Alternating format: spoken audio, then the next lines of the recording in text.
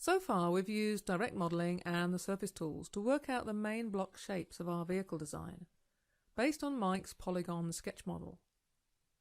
And the slab surfaces have been built to these sharp edges, called theoretical intersections. And it's at this stage that I'd normally have a design review to assess the proportions and the volumes, before I start building in more detail. So what I've done is take an image from Mike's final design, and brought it in as a canvas plane. And then when I compared my surfaces, I could see that he's brought the rear in and raised up the roof to make space for the electric batteries below. So I spent a little bit of time refining my block surfaces to these new proportions. And that's what I'm taking forward into this next section. And I've provided those surfaces for you if you need them. But you can also continue working on your model that you've developed in the previous sections.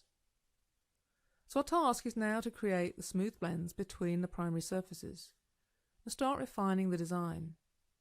And to do this, we'll be looking at a new topic, which is creating continuity between surface patches.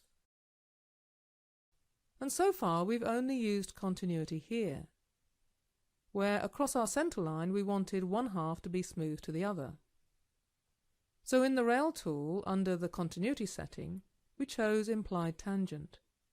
And that's a special case only for the centre line.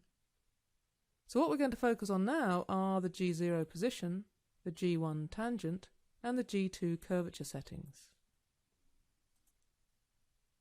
So I'll start by creating an obvious continuity break, by just moving some CVs. So now this surface isn't continuous with the other two. It simply means it's not touching along the edge. Now I'm not going to use the Rail tool this time. Instead I want to use a new tool on Object Edit called Align. And this has the same continuity settings: G0 position, G1 tangent, and G2 curvature. And it's got another one, G3. And this can be applied to any surface after it's been created. So I'll leave this on G0 position and choose this edge here to change and this one here to match. And that's now touching, or G0 position continuous. And I can do the other side as well. Now I could have just done this by picking and snapping the CVs back into position. But what the Align tool has done is set up a construction history relationship, so that if I change the master surface, the aligned surface stays connected. So let's say I wanted this surface to blend in here rather than be a sharp edge. So I can use Query Edit to go back into the Align control window, and there's a section down here where I can rebuild the surface.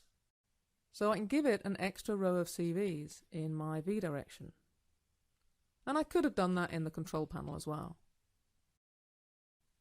And with this second row I can now choose G1, which then lines up the CVs to create a tangent relationship, and I can adjust them using these arrows. And if I turn on the CVs for these two surfaces, then you can see that what we're trying to do is get those CVs in line. So tangency is a physically smooth join, but it can still be visually a bit abrupt.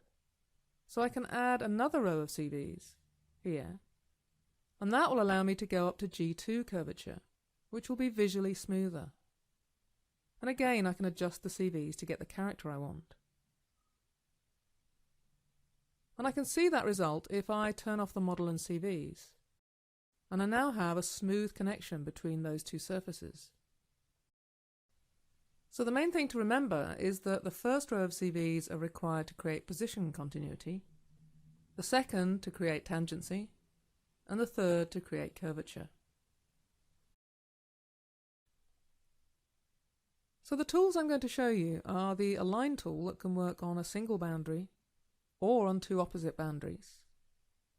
And this is joined by the Freeform Blend and the Round and Fillet tools, which trim away the primary surfaces to create the transition. And finally the Rail and Square surfaces, which are the only ones that can create continuity on 3 or 4 edges at once. But the first tutorial starts with a Curve tool, the Curve Fillet, because it's a really nice way to understand the basic concepts of continuity.